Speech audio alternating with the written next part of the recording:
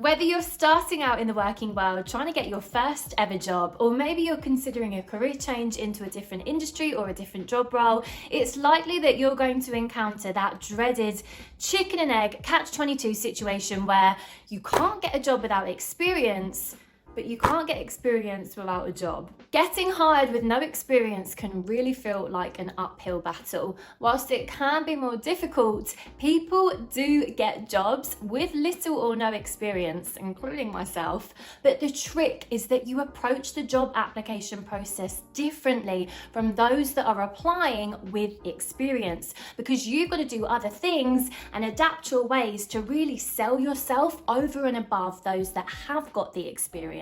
In this video, I've put together 5 practical tips that actually work that you can apply if you're attempting to apply for a job with no experience. Now, we're currently living in very challenging times where people are being forced into career changes, people are having to deal with rejections, redundancies, and people are having to apply for jobs with no experience more than ever. So if you did find this video useful, let me know, give it a thumbs up, and please do share with others to help them out. And if you'd like more content like this, more careers advice, please don't forget to subscribe to Bloom. So let's jump in with the first tip, and that is to adapt your sales pitch. Now, if you've been rejected from jobs for not having enough experience, or if you found a job that you'd love to do, but you've read that job description and you're not sure if you meet those experience requirements, you've got to bridge the gap and adapt your personal sales pitch so that you are literally spoon feeding that employer in your job applications by telling them, although I don't have the experience, I've got all of these other skills and qualities that will bring benefits and value without that experience. So in order to provide the very best sales pitch in your job applications, you've got to do 2 things. First up, focus on the skills you do have. Beef up the soft, key employability skills that every employer looks for, like communication, leadership, organization.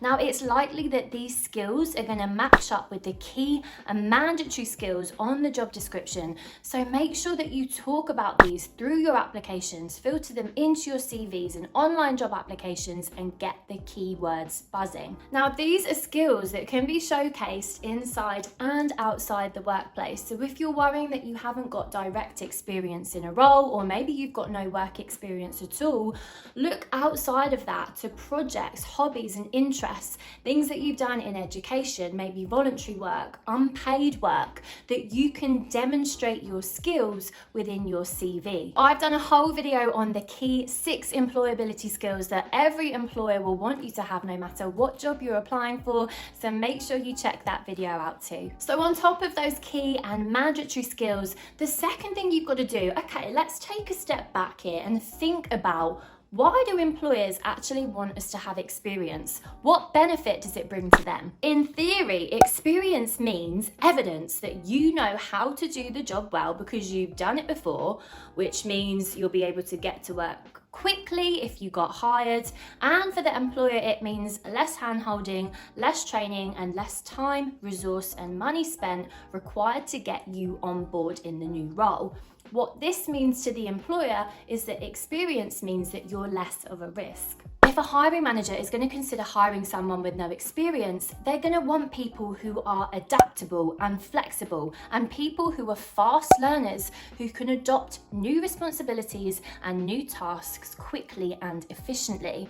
They're going to want you to be a grafter if you're taking up a new role, and they're going to want people who use their initiative and common sense, and maybe people that don't require micromanagement. Now, if you can showcase these skills and qualities in your CV and in your job applications and in your interviews on top of the other key and mandatory skills, you'll be saying to them, look, I'm going to be able to slot into that job role easily and quickly, even though I haven't got that direct work experience, and that's going to provide them with comfort and more of a likelihood to want to hire you. Now, this leads me on to the other great piece of advice I took from my research, and it actually ended up leading to me getting jobs without experience, and that is, if you tick all of the skills boxes that they require, but you don't have the preferred experience, apply for that job anyway, okay? Really assess those experience requirements in the job description and look out for the must-have experience and the preferred experience. Now, preferred obviously means you're not just automatically going to get binned if you don't have that experience, so don't be put off if you don't tick those boxes. See if you have any workaround skills and qualities that can bypass and bridge the gap too. For example, you might get a job description that says you need 2 years experience working in this role and you'll have these responsibilities. Now, you might have 2 months experience working in that role, but you could be responsible for all the tasks that you'd be doing in this new job, and you could be doing them well. Now, in that case, if you're ticking all the boxes with the skills and positive results that they're looking for, does the 2 year, 2 month element really matter? That was my dog. Ruby! Remember, hiring managers are going to be expecting people to be applying for a job without the experience, because a lot of the time people are going to be wanting to stretch themselves and apply for a role that's the next step up in their career. Good companies are going to want people that are going to learn and develop and grow into a role, and this is especially true of graduate schemes and companies that are looking for people who are fresh out of education and applying for entry-level roles. So if you do really feel like you have the potential, treat this as a challenge. If you do meet all of the skills requirements and you follow the steps that we went through in step 1, apply for the job anyway, beef up your CV, and there's absolutely no reason why you can't be in with a chance of getting shortlisted. Now, if you're starting with a completely blank canvas, i.e. you've got none of the must-have experience and you've got none of the skills required for that job, realistically, applying for the job is going to be a massive challenge.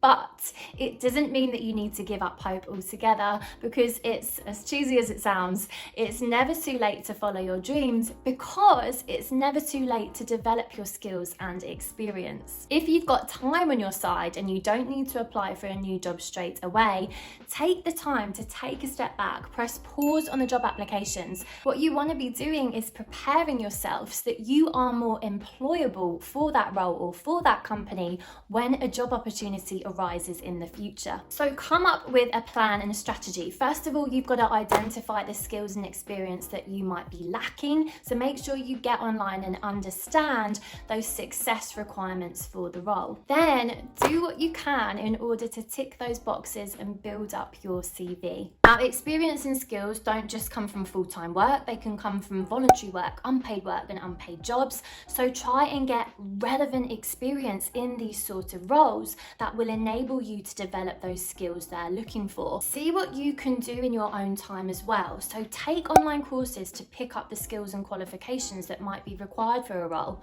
Watch how-to YouTube videos and read books to develop and expand your knowledge in the industry you're applying to. See if there's anything you can do as well to set up a little side hustle. It doesn't have to be monetized, even like a hobby or something that demonstrates any skills that might be lacking. So say you want to get into journalism, for example, set up a blog where you write about the industry that you want to apply to, and then link that in your CV. That's going to be demonstrating you've got the creative writing ability, you've got the research and content writing ability, and you've got passion, a true, genuine passion for that area, because it's something that you do in your free time. On that note, if you really want to get into a particular industry, make sure people know about it. So get involved in relevant industry discussions, use LinkedIn to join relevant groups, attend networking and careers events, post about the industry professionally, because a lot of employers are going to look at your social media. So Twitter's a really good way to share public views and opinions, and again, maybe LinkedIn too. So if the blocker in your pathway is a lack of skills and a lack of experience, and you've got time to develop those, go and do it. Again, we're living in really tough times where we're practically all in lockdown. Loads of people are like, oh, I'm bored, I don't know what to do. Use that time to develop your skills, develop your knowledge, and develop your experience, so that when you apply for these positions, you're not going to be held back by a lack of skills and a lack of experience, because you would have gone out there to develop them yourself. Now, that whole cliche, it's not what you know, but who you know, is so true and so important if you're applying for a job with no experience, because Because if you can get in there with someone that can help get your foot in the door in a particular company or industry, that whole no experience problem can go out the window or can be really minimized. Now, if you don't have that desired level of experience when applying for a job, you've got to be trustworthy. So if you can find someone that can give you a recommendation, employers are going to be much more likely to overlook that gap in your experience if that recommendation comes from someone they trust. Now, if you're really struggling, you're like, this is great, but I really don't know anyone in the industries or companies I want to work for, there's two things that you can do.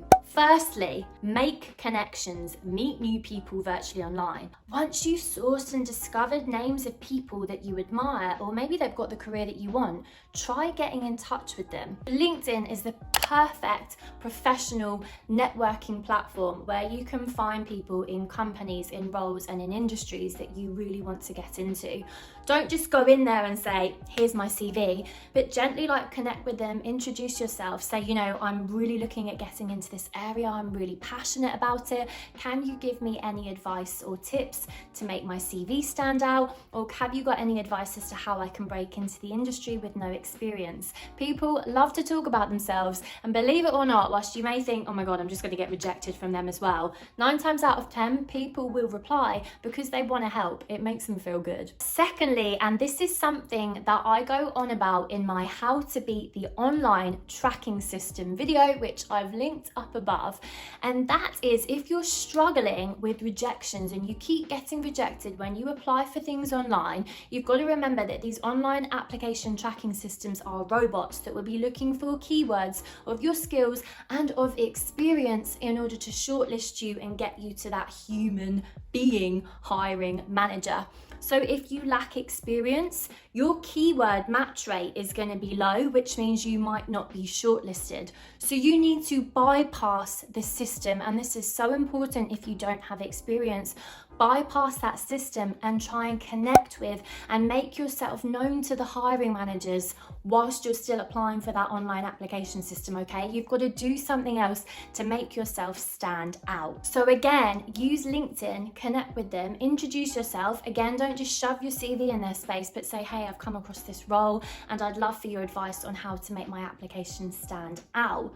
Then your name's just going to become available to them, okay? They might even end up looking for your application amongst the others, and they might have really appreciated the personal connection. That might really show to them how passionate you are about getting the job, which could bump you up to the top of the list. So if you're worried about approaching them, or if you haven't got a LinkedIn account, please get on it, especially if you're suffering with rejections and you're really struggling with the whole no experience thing.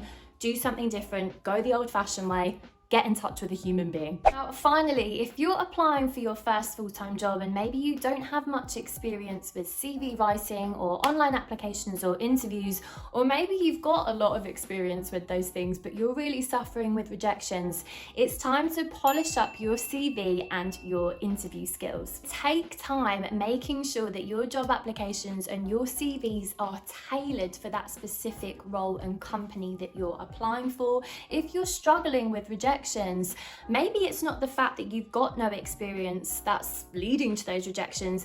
Maybe you really need to brush up on your CV and your interview skills.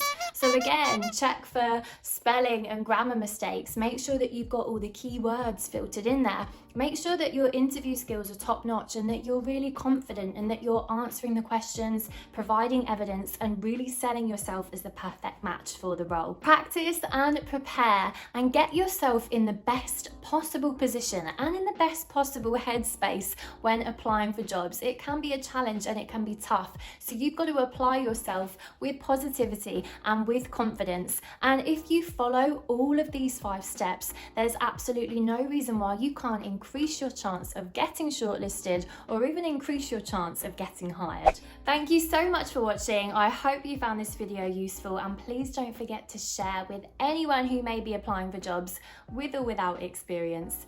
Good luck with your interviews, good luck with your applications, go and smash it, I know you will, and I'll see you again in another one of my videos.